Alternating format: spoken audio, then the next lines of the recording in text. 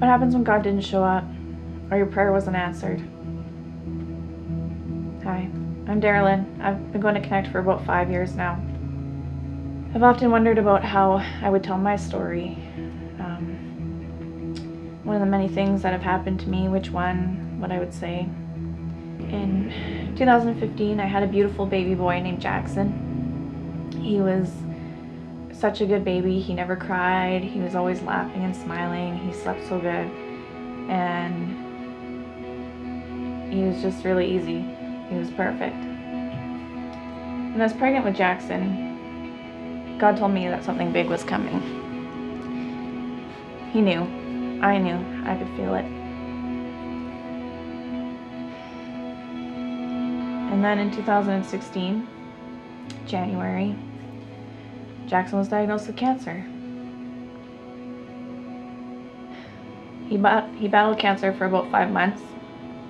God showed us signs the whole way through. We got texts, phone calls, verses, everything when we needed the most, at the right time. God was in it with us. Jackson was going to make it. With thousands of people praying for him, God showing up constantly, we knew he was going to get his miracle. And then, June 28th, 2016, 9:15 at night in Vancouver, Jackson took his last breath in my arms.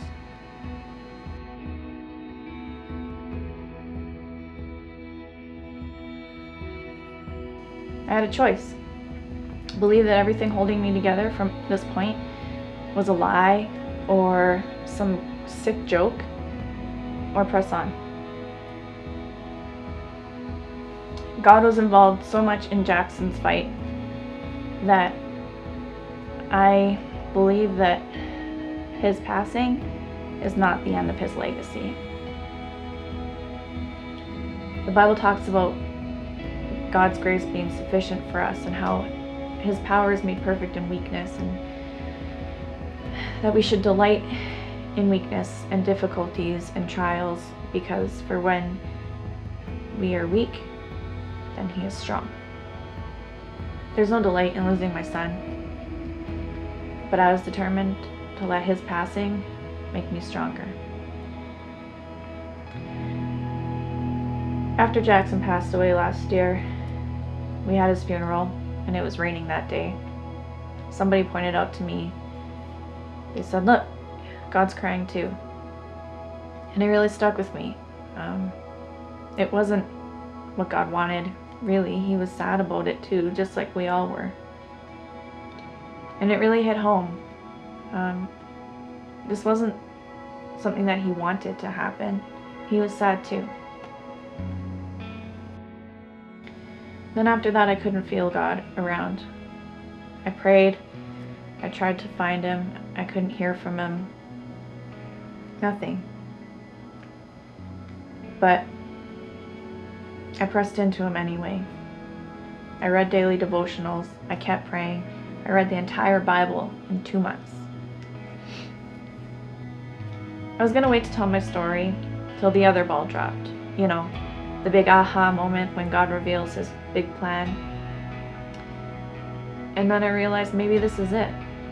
Maybe I'm meant to tell my story now, while I'm in the shadow of the valley of my son's death. But the Lord is my comfort, and I press into him. So where is God? In the shadows. He's there. Jesus was in his own shadow when he was living on earth. He didn't want to have to endure the pain that he went through, but he knew that this was God's big plan. He knew that it was his destiny. His pain was for big things.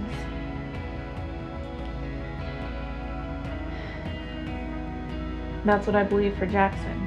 It's what I have to believe and do believe for Jackson, that his pain is for a greater purpose. So what do you do when you can't find God in the shadows? Do you lose faith? Give up because it's too hard? Or you're so angry? Or it seems so cruel and you just don't understand? Or do you stand firm and believe that what has happened is for a greater purpose, and that something good will come out of it. God used his son's death for something better, and that's what I intend to do with mine. What will you do with your shadow?